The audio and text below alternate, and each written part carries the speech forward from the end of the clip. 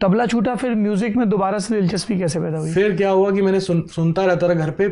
पिताजी मेरे इतने खिलाफ थे कि मैं इस इंडस्ट्री में आऊँ, और उनका सबसे बड़ा कंट्रीब्यूशन है, क्योंकि वो इतने बड़े म्यूज़िक लवर हैं। इतना इंसेन आदमी म्यूज़िक के लिए मैंने देखा ही नहीं, जो रफ़ी साहब को मतलब पी गया। रफ़ी साहब को मैंने जितना सुना अपने फादर की वजह से सुना, क्योंकि इतना सुनते थे रफ़ी साहब। लूप पे बजते थे? लूप पे। कौन से? म्यूजिक सिस्टम हमारे पास इतना बढ़िया होता था। पापा की तनख्वाह 15,000 और म्यूजिक सिस्टम 35,000 का घर पे। अब क्या करूं मैं, मेरे को तो फीड ही वो कराया संगीत। मम्मी भी गाती थी मेरी। अच्छा। मम्मी गाती हैं, आज भी गाती हैं। नाइस। बहुत अच्छा गाती हैं।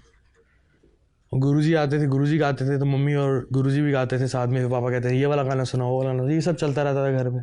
आपका फेवरेट रफ़ी सॉन्ग कौन सा है? मेरा लिखे जो खत तुझे, गाऊं? हाँ हाँ। लिखे जो खत तुझे वो तेरी याद में हजारों रंग के नजारे बन गए।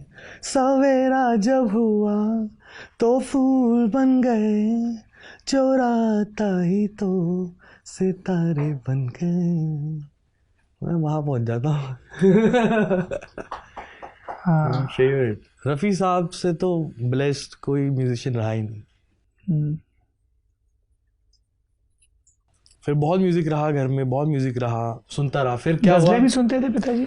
पापा गजलें नहीं सुनते थे, पापा रफ़ी साहब ही सुनते थे सारा। मतलब रफ़ी साहब के जितने सेमी क्लासिकल क्लासिक सॉन्ग थे वो भी सुनाते थे। कहते देख ऐसा कोई नहीं गा सकता, ऐसा कोई नहीं गा सकता। तो मैं कहा हाँ अच्छी बात है, अच्छी बात है। मैं रफ़ी साहब को सुनता था। मेरे को किशोर दा ज़्यादा पसंद थे, क्योंकि वो नोटोरियस थे थोड़े। नोटोरियस थे ना उनके गाने, चुहल भरे। हाँ मतलब मज़ेदार थे। बाबू समझो इशारे, हॉर्न पुकारे, पम पम पम यहाँ चलती ककाड़ी, कहते हैं प्यारे। ये फ्लो देखो उस जमाने में। आनी बना होना के दूं, नी ना दूं, बाबू आयु। तो ये सुनता था मैं बहुत। तो फिर 91 92 में गुरुजी घर पे आए। पहली बार? नहीं पहली बार नहीं, गुरुजी तो मेरे पैदा होने से पहले के घर पे आ रहे। अभिनव आचार्य जी? अभिनव आचार्य जी।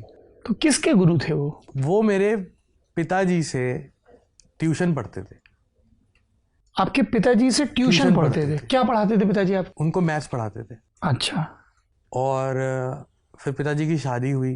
वो परिवार मेरे अभिनव आचार्य जी के फादर बहुत बड़े हिंदू स्कॉलर थे। मेरे को उनका नाम नहीं पता, याद नहीं, मतलब उनको मैंने देखा नहीं, मतलब हमसे पहले ही चले गए वो।